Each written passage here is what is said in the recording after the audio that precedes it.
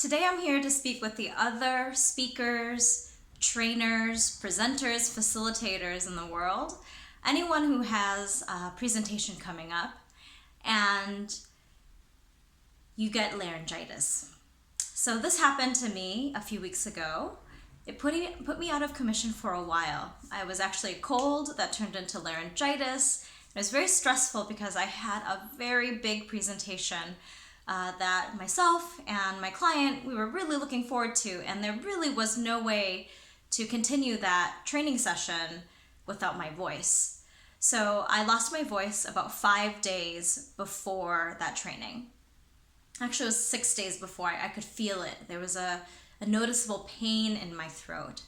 And I wanted to tell you that before that, I actually had been training all week. So of the 5 work days, 4 of those days I had 3 to 4 hour workshops, and so I was using my voice a lot. So know that when you have a cold, you're starting to feel something in your throat, that using your voice intensely is probably what helped my body get laryngitis.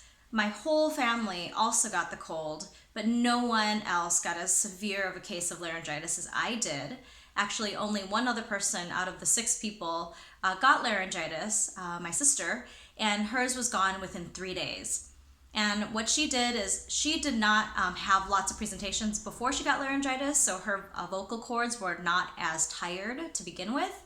And then she was very disciplined and didn't talk for 2 days. So by day 3, her voice started to come back. She's in an industry that does need her voice, but just not as much, not for 3 hours at a time. So for those of you who do use your voice a lot more, I want today's vlog to share with you just a couple of tips to make you feel more confident about getting your voice back so that you can make that presentation happen within a few days.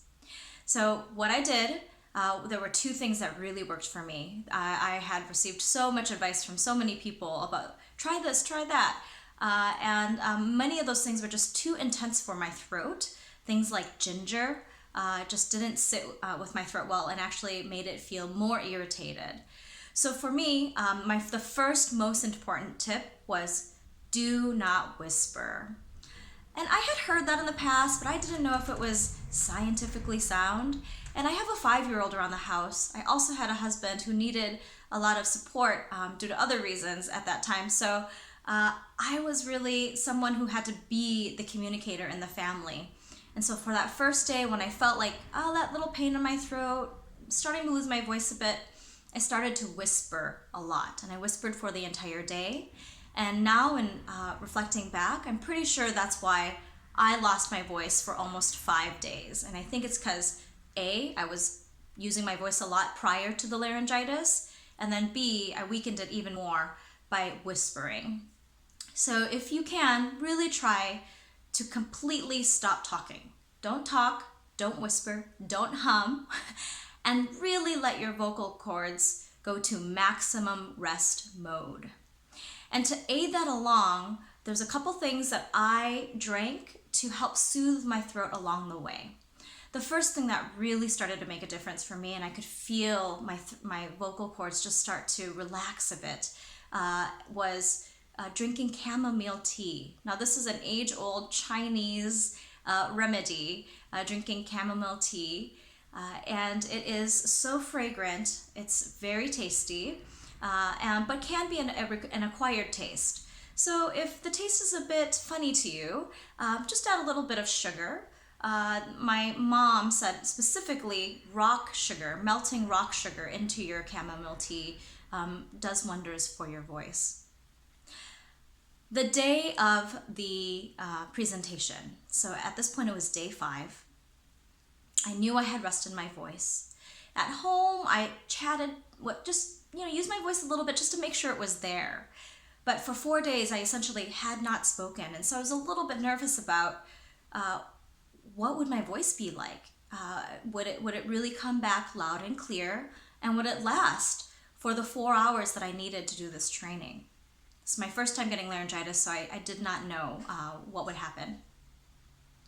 So that morning of, I did go early, and I took some time to do a little bit of light vocal training with myself. Simple things such as, "Hello, my name is Julie," did not come out clearly, did not come out comfortably. And so I had to practice a little bit with the voice that I did have to try and reach a tone and a vocal level that was comfortable for my throat.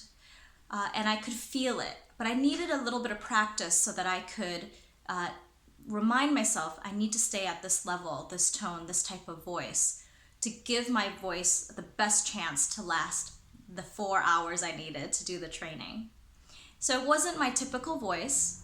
It was a little bit quieter, but it was still clear, and I didn't push my vocal cords. I was fortunate that day that it was a fairly small room. It wasn't a big keynote presentation, and so people could hear me in that room. During the training, I drank hot water. I cooled it down just a little bit, so again, it wouldn't be too intense on my vocal cords or my throat. And I added honey. So honey in quite warm water really was my ticket for the entire 4 hours. I drank that nonstop. It was so soothing and really got through my presentation. Anytime I had a little bit of a tickle in my throat that I thought a cough was coming up, I would just drink that honey water, and it worked wonders. The last thing I wanted to share with you is, will you lose your voice again? That was another fear I had. After that 4-hour training, I was actually had a 2-hour rest period and then was walking straight into another 3-hour training. And then the next day, I had another short 2-hour training. And so I was worried that if I used my voice too much, would I lose it again?